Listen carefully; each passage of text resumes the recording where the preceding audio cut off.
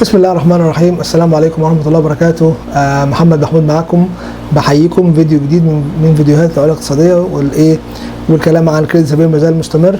بنحاول دايما نجاوب على الأسئلة اللي بتبقى جاية كتير على الصفحة أو على التليفونات. طيب النهارده هتكلم عشان الموضوع الفيديو ما يطولش، هتكلم في ما هي الخدمة اللي الشركة بتاعتنا بتقدمها لما يكون حد محتاج. مش هحاول اتكلم بقى على ان في فيديوهات كتير فيها نصايح وممكن انت لو طبقتها تقدر تستفيد وتقدر تعمل كل حاجه بنفسك. يعني انت مشيت على الفيديوهات اللي احنا عملناها الفتره اللي فاتت كلها وسمعتهم، هتلاقي نفسك انت ممكن في حاجات كتير تعملها بنفسك.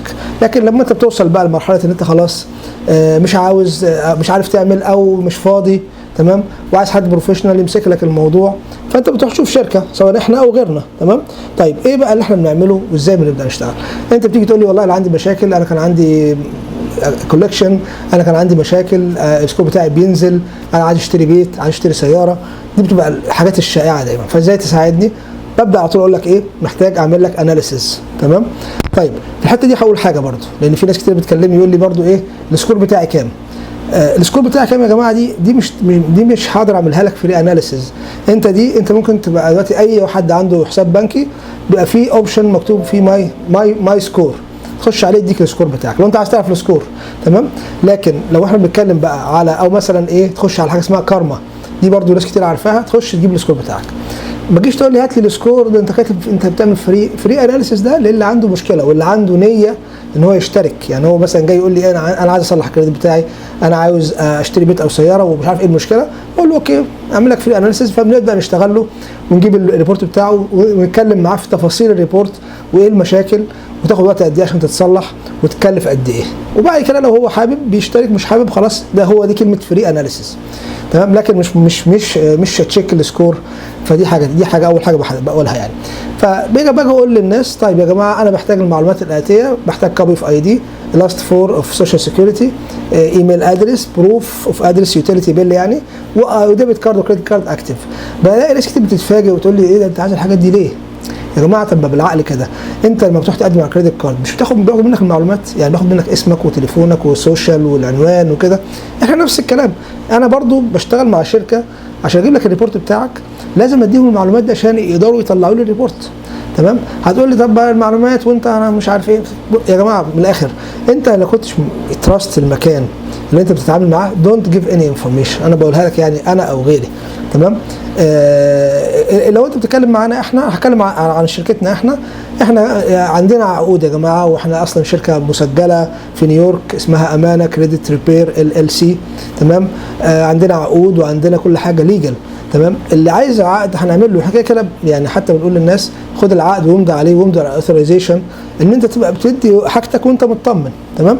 بس تبقى عارف ان انا مش هقدر اجيب لك معلومات، مش هقدر اجيب لك حاجه غير بالمعلومات دي. تمام. وبرده برجع اقول لك تاني ما تعملش تراست لاي حد. تمام. الا لما تكون انت مطمن. عايز العقد قبل ما نبدا نشتغل ببعت لك العقد، بس انا العقد بقول لك مش عايز اديهولك الا لما انت تقول خلاص اوكي اجري على ان انت هتشترك معانا.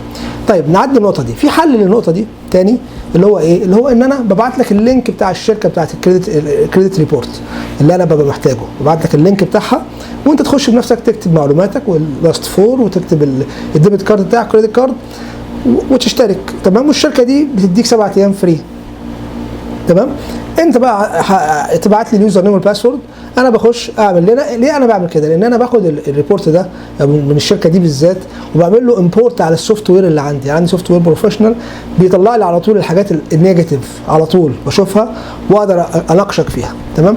فانت لو مش تراست مي او كده، فانت ببعت لك اللينك تحط المعلومات بتاعتك وتطلع لي اليوزر نيم بس وتديهم لي، وابدا انا اطلع لك الحاجات المشاكل اللي عندك واكلمك فيها واقول لك بقى ايه، اعمل لك استيميشن زي ما بيقولوا بتوع الكونستراكشن يعني، فري استيميشن. اقول لك والله انت عندك كذا وكذا وكذا وكذا، هيحتاجوا وقت كذا وهيحتاجوا تكلفه كذا. تمام.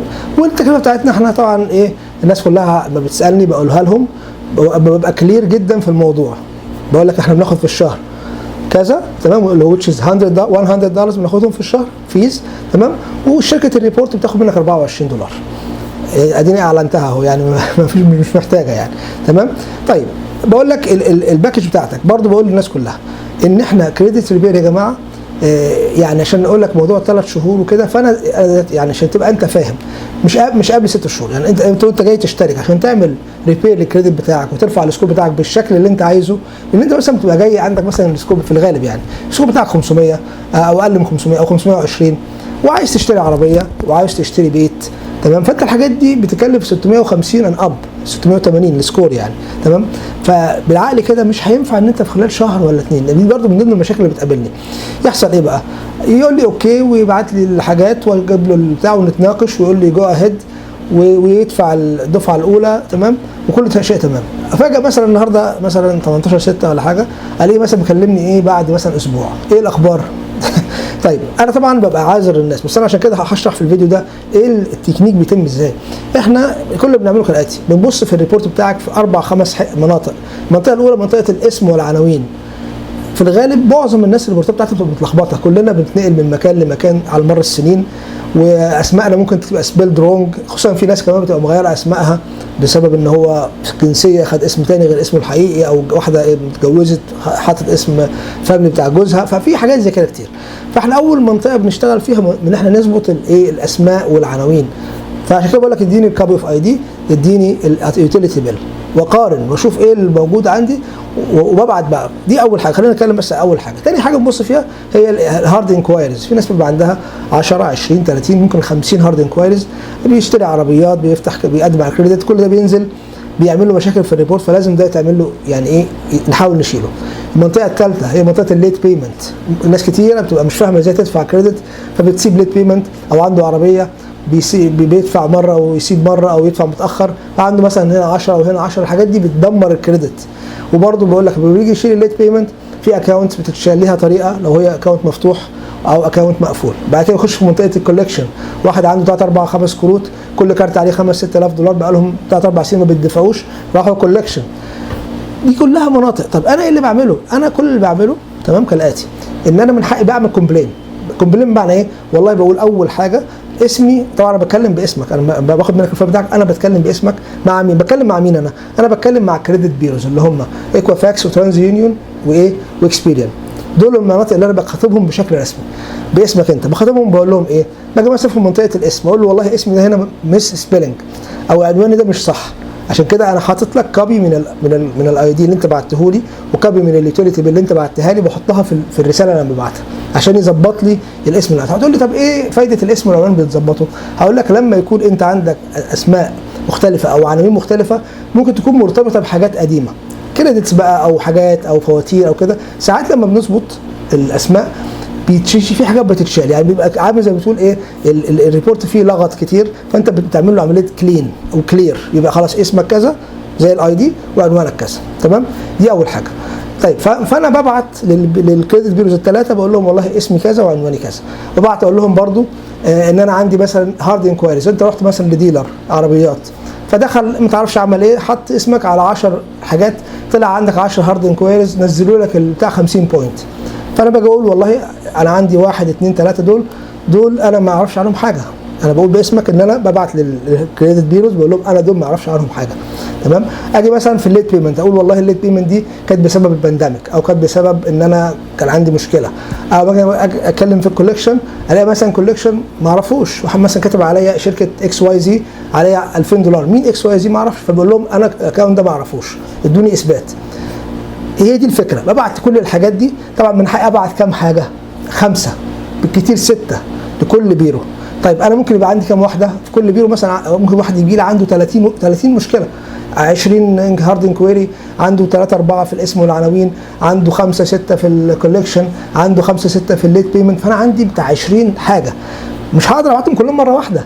فببعت 5 ايتم، 5 كومبلين زي ما حكيت لك كده، تمام؟ بيتبعت الكومبلين للبيروز. البيرو بتعمل ايه بقى؟ بتاخد الكومبلين بتاعك. طبعا البيروز دي امريكا او فيها حوالي 80% او 70% من الناس الكريدت بتاعهم بايظ، فبيجي لهم كل يوم ملايين الرسائل. طبعا هم ما بيشتغلوش مانوال، بيشتغلوا بالكمبيوتر، بيتعمل سكان للرسائل دي ويبداوا يطلعوا المشاكل ويبداوا يحددوا ويبعتوا هم بقى بدورهم لمين؟ للكريديتور. انت مثلا بتقول انا الانكوايري دي مش بتاعتي او ما عملتهاش، يروح باعت للمكان اللي عمل عليك الانكوايري ويقول له والله الكاستمر بيقول ان انت دي مش بتاعته، هل عندك اثبات؟ يبعت مثلا للليت بيمنت بيقول والله الكاستمر بيقول ان هو كان بسبب البانديميك، يبعت للكوليكشن يقول والله الكاستمر بيقول ان هو مش عارف ايه، دي عندك اثبات. القانون بيقول ايه بقى؟ القانون بيقول ان الكريديتور اللي هو صاحب اللي هو مثلا الديلر بتاع العربيات او البنك او الكريدت كارد لازم يرد خلال 30 يوم على الكريدت بيرو، خلال 30 يوم. لو ما ردش بيحصل حاجه ايه؟ يعني حاجه من الاثنين، اما يرد خلال 30 يوم بالنفي او الايه او الاثبات. يعني يقول مثلا الراجل ده عمل هارد طلب كريدت فانا سجلت وادي الاثبات هو توقيعه اهوت، يرد عليك بقى البيرو يقول لك ايه فيريفايد. طيب او يبقى ما عندوش اثبات، تمام، فالكريدت بيرو من غير ما ترجع له بتعمل ديليت للايه للايتم ده. او حاجه ثالثه ان هو ما يردش خلال 30 يوم فبرضه يتعمل لها ايه ديليشن. دي باختصار التكنيك اللي بيتم. طيب الكلام ده خد مننا قد ايه؟ انا بعت الجواب للبيرو مثلا خلال اسبوع، البيرو خدت فيه اسبوع و10 ايام على ما فنطته وبعثته للكريديتور. الكريديتور خد 30 يوم لحد ما رد على البيرو، تمام. البيرو دخلت عملت ايه ابديت للريبورت. تفتكر الكلام ده ياخد قد ايه؟ من 30 ل 45 يوم اقل حاجه. يعني هي دي القصه. احنا بنشتغل كده. فكل شهر انا بعمل بقى كده، اجي مثلا ال5 ايتم بتوع الشهر ده بعتهم ممكن الشهر اللي بعديه. عشان كده بقول لك انا كل 30 يوم بقى انا بعمل المفروض ولا كل 45 يوم، بس بخليها 30 يوم ببص اشوف ايه اللي تم وايه اللي اتعمل له ابديتد وايه اللي اتعمل له ديليشن وايه اللي فهمتني. فعشان كده الموضوع بياخد مننا وقت 30 ل 45 يوم. كل شهر بعمل 5 ايتم. طبعا كل ما الاكونت يكون فيه ايتمز كتيره كل ما الوقت بيزيد اطول، تمام. عايزك بس تبقى فاهم معايا القصه دي. فما ينفعش واحد يجي بعد اسبوعين يقول لي ايه الاخبار؟ ايش اللي صار؟ يا جماعه طب انا بقعد اشرح بقى الكلام اللي قلته ده كله اشرحه له تاني. في ناس طبعا بتتفهم، في ناس برضه ما بتبقاش متخيله. يجي لي مثلا بعد شهر يقول لي انت قلت لي هيحصل. وبعدين برضه هقول نقطه هنا بين قوسين بالنسبه للموضوع قلت لي وكذا. كتير والله من الناس اللي بتجيلي من شركات ثانيه، خصوصا شركات زي ليكسنتن لو، دي اكبر شركه في امريكا عندها ملايين من الكاستمرز، تمام. والناس كتيره اللي بتكلم دول عارفين ايه ليكسنتن لو. الشركه دي كل اللي بيجي معظمهم بيجي عندي اقل واحد بيبقى معاه 9 شهور، سنه كامله بيدفع كل شهر. بيتاخد مش بيدفع كمان، محدش بيكلمه، بياخدوا منه. احنا في الغالب بنكلم الكاستمر ونعمل معاه ابديت ونستاذنه في الدفعه. الشركه دي بتسحب اوتوماتيك. طيب هل بقى بيلاقي حد لايف كده بيكلمه؟ مفيش. يعني يقول له يديله بورتال، يعني يقول له خش اعمل لوجن واتفرج على الحاجات، يخش يتفرج، يجي بعد 9 شهور هو تايه مش عارف ايه اللي حصل، ايه اللي اتشال، السكور بتاعه ما زادش، تمام. احنا الحمد لله بنشتغل 1 تو 1. يعني الناس اللي بيتكلمنا عارفين نتصل، يا اما برد عليك على طول، ما بعد بقول لك هكلمك تاني يكون مشغول، وبكلمك وبديك كل حاجه. وغير كده ان انا بديك ابديت شهري كل 30 يوم بكلمك. بس اللي انا عايز الناس تفهمه يا جماعه، انت ما تبقاش مثلا ايه. يعني المشكله برضو يجي واحد يقول لي لا انا عايز اشتري بيت، انا هشتري عربيه الشهر الجاي. يعني مثلا هو جاي النهارده عنده مصايب، معلش يعني 50 60 الف دولار كولكشن، عنده ليت بيمنتس بالصبح، عنده 50 انكويري، يعني الكريدت بتاعه عايزه سنه عشان يتصلح. يقول لي لا انا عايز الشهر الجاي اشتري عربيه، اروح اشتري بيت، انت قلت لي. معلش يا جماعه تفهموا بقى الحته دي، على اساس ان انا برد على الناس كلها اللي بتتصل. انت جاي تصلح كريدت، تنسى الموضوع قبل 6 شهور، ايا كان بقى الوضع بتاعك، 6 شهور على الاقل تنسى الموضوع لحد ايه ما تشوف. وبعدين برضو بلاقي ناس برضو تتصل بس يقول لي لا انت قلت لي 3 شهور ومثلا ايه وهتشيل لي الكوليكشن. قلنا يا جماعه مفيش حاجه اسمها شيل الكوليكشن. انت معلش سامحوني في الكلمه، انت استخدمت كريدت كارد وعارف انت استخدمته فلوس وعايز تشيلها، طب باي حق يعني انت عايز تشيلها ازاي؟ بنقول والله احنا بنقول لك القانون بيقول لو ما اثبتوش ان الفلوس دي عليك ممكن تتشال. بس لما يكون مثلا بنك في امريكا او تشيس او البنوك الكبيره دي والمبلغ ظاهر وانت مستخدمه ومبلغ مش قديم ما عداش الستاتيو اوف ليميتيشن، ازاي هيتشال؟ يعني انت متخيل ازاي هيقول لك لا انا ما ادفعش المبلغ ده؟ طب انا اعمل لك ايه؟ يعني انا هساعدك ازاي؟ انا بساعدك، بقول لك بقى الخطوه الثانيه اسمها سيتلمنت ده اللي احنا بنروح للراجل الكريديت بعد ما نقول له اعمل فيريفيكيشن ويقول لك المبلغ ده عليك، بنكلمه تاني نقول له معلش احنا ظروفنا صعبه ومحتاجين نقلل المبلغ شويه، اسمها سيتلمنت، التفاوض يعني. فبيقول لك طب اوكي ادفع 40%، ادفع 50%، على حسب. ممكن واحد يقول لك لا تدفع المبلغ كله، خصوصا لما يكون محول الكوليكشن على محامي والمحامي عامل قضيه، ففي الغالب بيتمسك بالمبلغ كله او بينزل لك حاجه بسيطه. فيجي واحد يقول لي لا انت المفروض تشيل المبلغ ده او انت قلت لي هتشيل. ما فيش الكلام ده. ما هيجي يقول لي طب انت ايه ازاي بتصلح؟ ما انت بتقول انت بتصلح كريدت، صلح كريدت زي ما قلت لك. بشيل حاجات اللي هي ممكن تتشال زي الهارد انكويريز، تمام، بظبط لك الاسم والعناوين، ليت بيمنتس ممكن نشيلها، تمام. الحاجات اللي فيها اخطاء، يعني في ناس كتير بنشيل لهم كولكشن بس لما يكون فيها خطا، يكون مثلا الطرف الثاني ما عندوش اثبات ان المبلغ بتاعك، ففي الحاله دي من حقك ان هو يتشال. لكن المبالغ الواضحه والصريحه اللي هي موجوده عليك دي ما ينفعش. فما تجيش معلش يا جماعه يبقى انت مشترك في الشركه بقالك سنه وما بتتكلمش خالص وما بتعرفش ايه اللي بيحصل، وتيجي مجرد بتشترك معانا بعد شهر تيجي تقول لي انت يعني فين ومش يعني يا ريت برضو ان احنا ايه نتفهم ازاي الموضوع بيتم. الموضوع بيتم كده، لو انت عندك استعداد وان انت تستحمل وتستنى 6 شهور زي ما بقول الكلام ده قبل كده، انت بقالك 5 6 سنين 10 سنين بتبوظ في الكريدت، تمام؟ مش هتيجي تصلحه في شهر، احنا ما بنعملش سحر. انا ما عنديش موضوع السحر ده، تمام؟ او الشركه بتاعتي.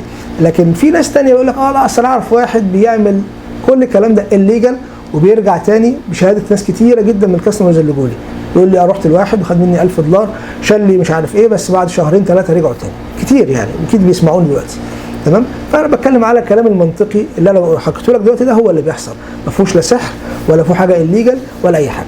فانت بتقرر في نفسك والله عاوز تشترك بالطريقه دي وتستنى الوقت اللي احنا بنقول لك عليه، اهلا وسهلا.